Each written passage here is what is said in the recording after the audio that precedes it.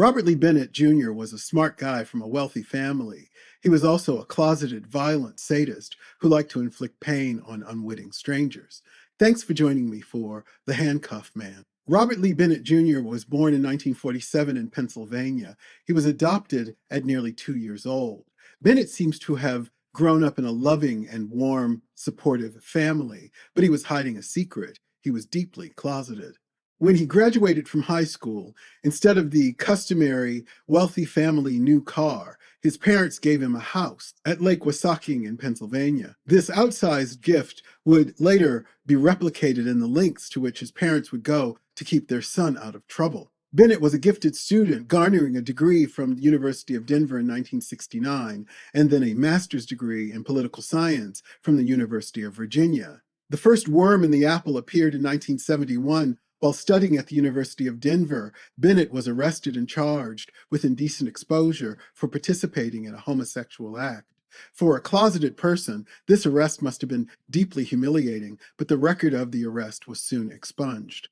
In 1974, Bennett received a law degree from Atlanta's Emory University and took a job at his father's law firm.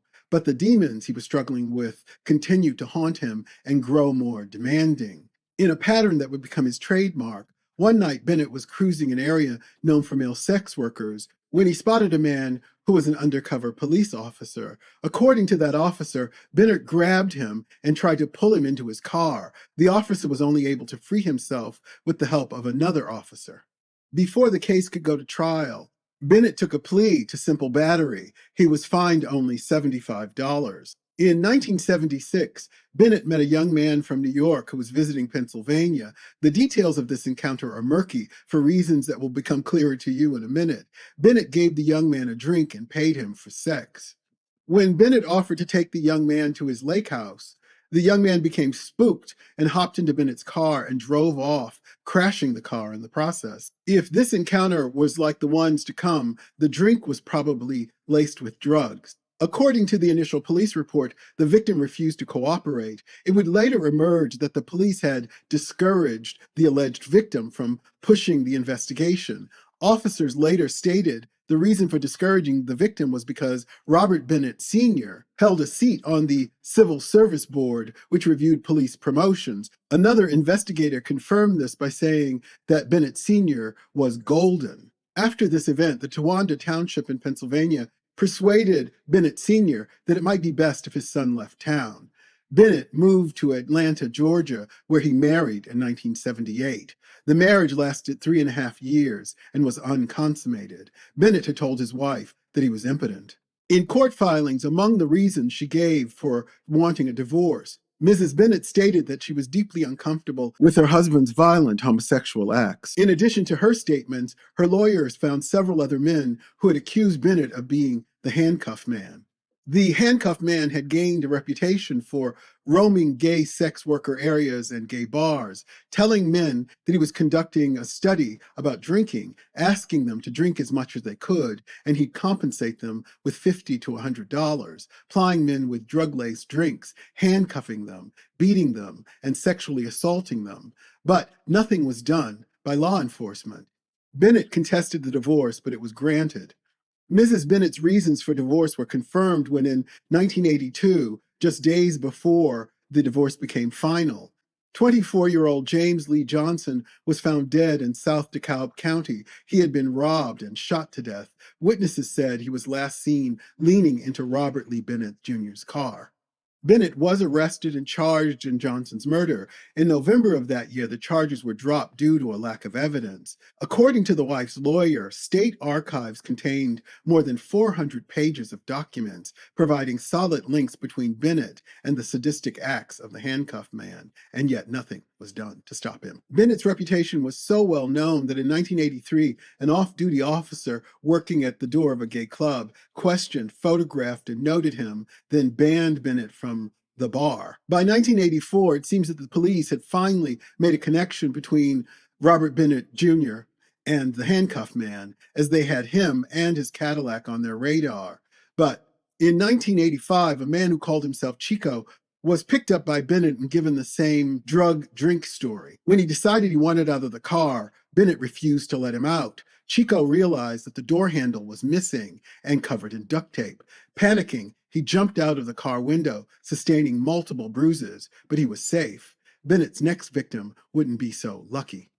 In the 1980s and 90s, Bennett traveled between his home in Pennsylvania, his new home in Georgia, and his mother's home in Clearwater, Florida. He also traveled around the world, but let's stick to the United States. In April of 1985, Max Schrader was hanging out around an Atlanta neighborhood known for male sex workers, looking for some money, as he said, when he spotted a potential John. Schrader said the man kept driving around the block, finally stopping and motioning him over. Bennett told him to get himself aroused, saying, "I'll drive around the block and come back." When he came back, he asked Schrader to get into the car, offering him the vodka laced with cocaine. Schrader said as he fell to the ground, he felt very woozy. In a semi-conscious state, Schrader says that Bennett dragged him by the hair into his car while he begged him, "Please don't hurt me." Bennett drove Schrader to a wooded area, stripped off his clothes, poured lighter fluid onto Schrader's naked crotch, and lit it on fire. Bennett hopped into his car and drove away. Schrader's screams for help brought the police. Max Schrader spent 2 heavily sedated months in the hospital, left with major scarring to his crotch. No arrest was made.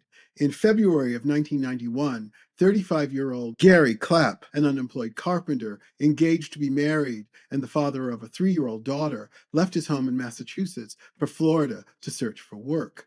Clapp was waiting outside of the Salvation Army in the same area of Tampa known for male sex workers when a man driving a white Lincoln Town Car waved Clapp over and offered him $50 to drink some booze. Clapp got into the car, drinking several shots of the laced vodka from a plastic cup. He soon began to lose consciousness.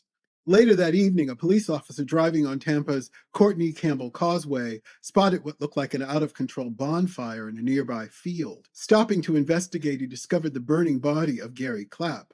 Firefighters on the scene said that they were surprised that Clapp was alive. Clapp did survive, but he had to have both of his legs amputated above the knee. Clapp later said in interviews his life fell apart when this happened. He said, "I don't know why this guy didn't just finish me off." He was able to pick Bennett's photo out of a lineup.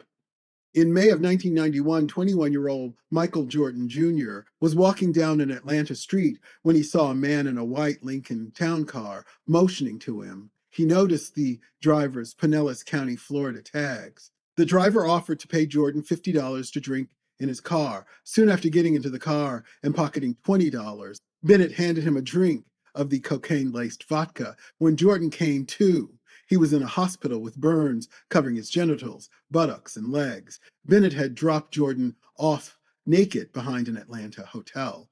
In the same month in 1991, Bennett met Matthew Red Vernon, who told police he had met Bennett while he was driving in his Lincoln. Vernon says Bennett promised him $20 for every pint of vodka he could drink, but as they drove around, Vernon realized who had picked him up. He managed to get another $20 out of Bennett before opening the car door and jumping out of the car. As he ran away, he yelled at Bennett, "I know who you are, you're the handcuffed man." Michael Jordan Jr. was so scarred physically and emotionally that it took him a few weeks before he could be interviewed by the investigators. He couldn't remember who was the person who had assaulted him, but he did remember that Bennett was the last person that he had been with before he lost consciousness. Jordan also picked Bennett's picture out of a photo lineup shortly after Max Schrader picked Bennett out of a photo array. Jordan's injuries to his genitals were so severe, doctors were not sure if his penis would ever function properly again. On June 5, 1991, Robert Lee Bennett Jr. was arrested and charged with aggravated assault and aggravated battery for the beating and burning of Michael Jordan Jr. in Florida and Max Schrader and Gary Clapp in Georgia. Bennett was released on both a $200,000 bond in Florida and a $100,000 bond in Georgia. Bennett's lawyer told the press that his client was innocent and was only being charged now to appease the gay community. He was right, the gay community was furious, but the idea that law enforcement would arrest a wealthy, innocent man to appease a community it barely cooperated with is a little absurd. No sooner than Bennett was released, he broke the conditions of his bail by leaving his mother's home and the state of Florida and driving back to Atlanta, 7 hours away, where he was spotted by a police officer who recognized him as he was soliciting a sex worker. He was promptly arrested and returned to jail in Florida until his trial. On March 24th, 1992, Bennett took a plea deal for the attacks on Schrader, Johnson, and Mr. Clapp. On March 9th, 1992, Bennett was sentenced to 17 years in prison. On April 1st, 1998, Bennett suffered a stroke and died in prison. At the time of his death, both of his parents had predeceased him, leaving Bennett an inheritance of $1.5 million. I couldn't find any record of any of these funds going to any of the victims. The funds went instead to the Boy Scouts and other charities in the Towanda township of Pennsylvania, where Bennett and his family had lived. There's no way to know what fueled Robert Bennett's violence. We know that he targeted vulnerable people police were less likely to come to the aid of. There's a fair amount of scholarship about internalized homophobia and its effect on violence, particularly intimate partner violence. And it makes sense that the person who might suffer the most from internalized homophobia is the individual. But when it comes to Robert Lee Bennett Jr., it's clear that the cocktail of his self-hatred projected out into the world and whatever other dark forces that were at work inside of him made him a sadistic predator, and the men he lured his prey. As I've said here more than once, being gay doesn't kill people, but homophobia does. Thanks for joining me. Please subscribe to the channel.